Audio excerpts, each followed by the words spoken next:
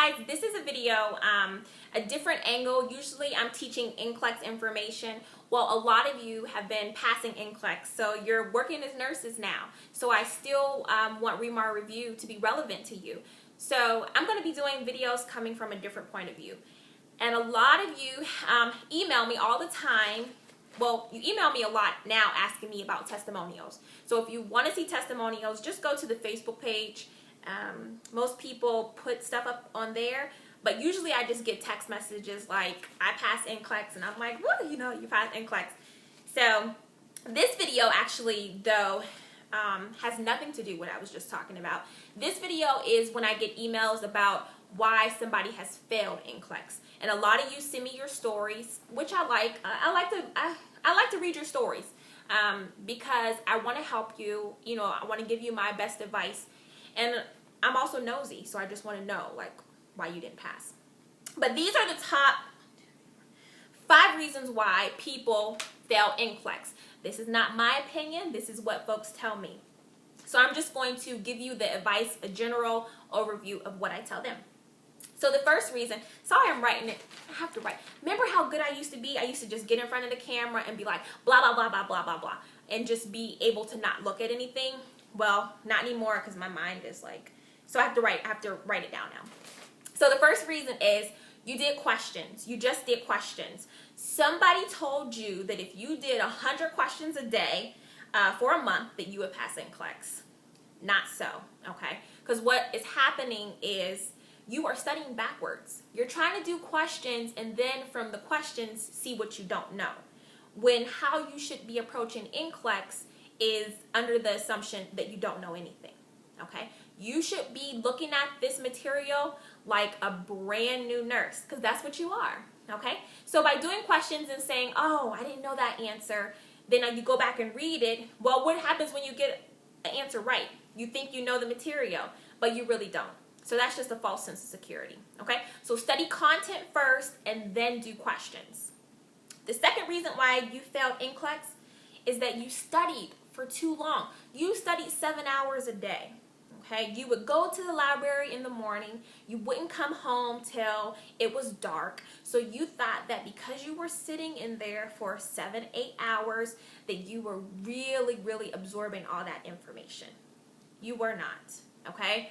I say don't study any more than 3 hours a day because it doesn't make sense, okay? You get fatigued, you get tired after a while, and you're not remembering. You don't remember half the stuff you read during those hours. Don't fool yourself. Set aside time where it's just like, okay, for the next 2 hours, I'm doing nothing but NCLEX material. I'm not answering my phone. I'm not worrying where my kids are. I'm not worrying about my husband's drama, okay? Because that's what's happening to you guys. You are not giving yourself the priority when it comes to studying for NCLEX, okay? Third reason why you say that you failed is because you waited till the last minute, okay? And that happens so much. After graduation, you just get busy, or you think the test is not that hard, so you just go out 2 weeks before, you buy all these different books, you sit down and read them, and you're like, what?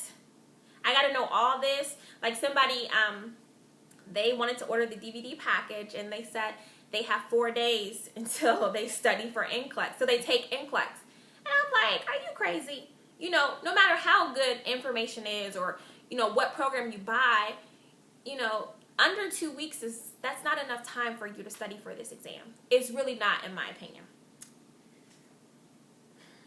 Next reason is, it kind of goes along with this one, you underestimated the exam because you got straight A's in nursing school.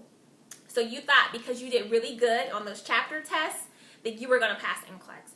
And it's not. That's not a good estimation of it, because this exam is so different that I think you really have to be strong in content, because no questions that you do are going to be like the ones you see on NCLEX. So you guys can obsess about doing 1,000 questions.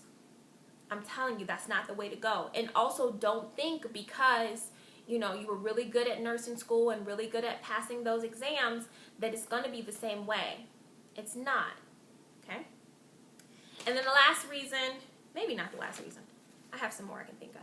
But the last reason is that you took NCLEX, well, I should say, I get a lot of people who email me who have taken NCLEX more than one time. So I think I've heard not 10 times is the most I've heard. But usually 3 or 4 times people are like, I tried everything, I don't know what else to do. And then I just simply ask them, okay, how did you prepare for it the last time you took it? And they'll say, well, I did so and so. And I'll say, okay, how are you going to prepare for it this time? And they'll say, well, I'm going to stick with what I have. Wrong, okay? If something didn't work for you the first time, I strongly encourage you to try a different way. Try a different book. Try a different review. Do something different, because obviously you weren't, you didn't know it. You didn't know it. So try to do something different. And also, what you guys are doing, which I can think of, is that after you take NCLEX and you get that report sheet where you're below passing in certain areas, you will look at those areas and focus only on those areas for your next test and ignore everything else. So what happens is, yeah, you might be really good in management of care now, but you've slipped in some other area because you've never looked at that area again. So pretend like you're going to get a whole different test, because you are, you know. You may not get any math after you've taken it 2 times, you know, and your first test might have been all math. So you cannot go by that.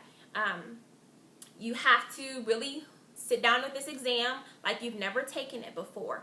But also, when you're retaking NCLEX, give yourself some time to really get over the shock of not passing. Don't feel rushed to take it again. It is like a grieving process, because, you know, you got to tell people that you failed, and everybody wants to know why you failed, and you got to pay money again. Some of you have to write letters to your board of nursing, or go before them, you know. So it's a lot. Give yourself time to get over it and forget about it. So when you do sit down to study, you're not overly anxious about the last time you failed. Okay? So also, I have the NCLEX grief form for you who have failed. It's free. Just send me an email and I can send it to you, and it'll kind of help you look at maybe some areas that you could do differently for the next time. Okay? So I will see you guys soon. Bye-bye.